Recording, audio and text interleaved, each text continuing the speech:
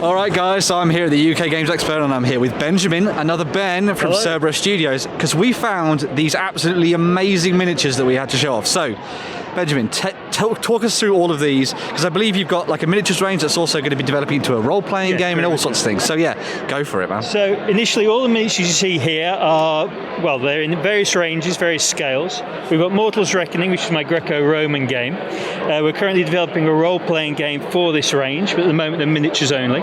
We have a whole raft of storylines for each individual character, and they each interlink going into a much bigger story. In fact, one of our characters, Lazarus, which is just in the middle there, he's our anti-hero. We've actually created a comic, which is just on the end there, which tells you a prequel story of how he became who he was. We also have one of the biggest miniatures in our range, Emperor Aronoff. This guy is, I saw that guy from behind when we were walking around and I was like, that is insane. So he stands at 230mm tall.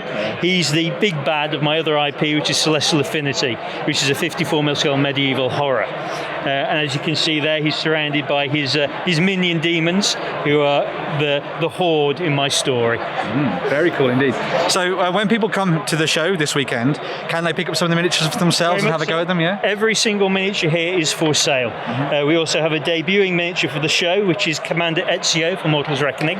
But yes, everything you see here is available to buy. They can then use them for any D&D game, painting, collecting, and so on and so forth. Yeah. I was looking through some of these and I was already thinking of the amazing kind of like fantasy skirmish games I could put together and stuff with them. I think it'd be really, really cool to see them in all sorts of different things. Yeah, I mean, many people have used these for role-playing. They've used them in their Warhammer armies.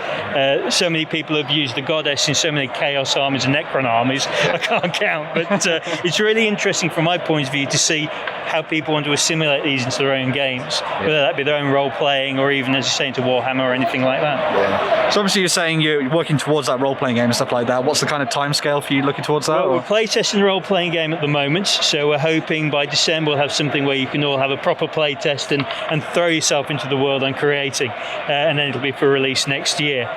For Celestial Affinity, for Emperor Aronoff, we're creating a tabletop game for that at the moment, and again, we're playtesting that, so we're hoping middle to late next year for that one as well. Very nice. But in between all that time, we're creating novels, comics, and a whole new raft of miniatures to attach to all of these as well. It's kind of got like a nice holistic approach to the idea of creating a world and all that kind of thing. Very much so. It was, from my point of view, create the characters in the world first, and then the miniatures come from that. So you grow to love and love to hate the characters I'm creating, and then you want to play with them, collect them, and the rest goes from there, really.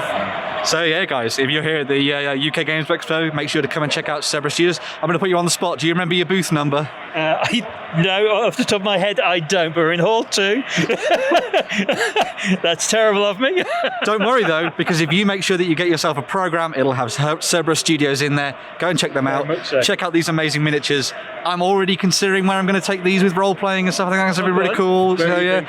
I'm thinking maybe using them for some kind of themed D&D adventure, using some of the new stuff that they've come out that went sort of like in that sort of Theros-y Greek style. I think that could be really cool. So, yeah, we'll see how that goes. But, yeah, amazing stuff. We'll catch you guys very, very soon in another video.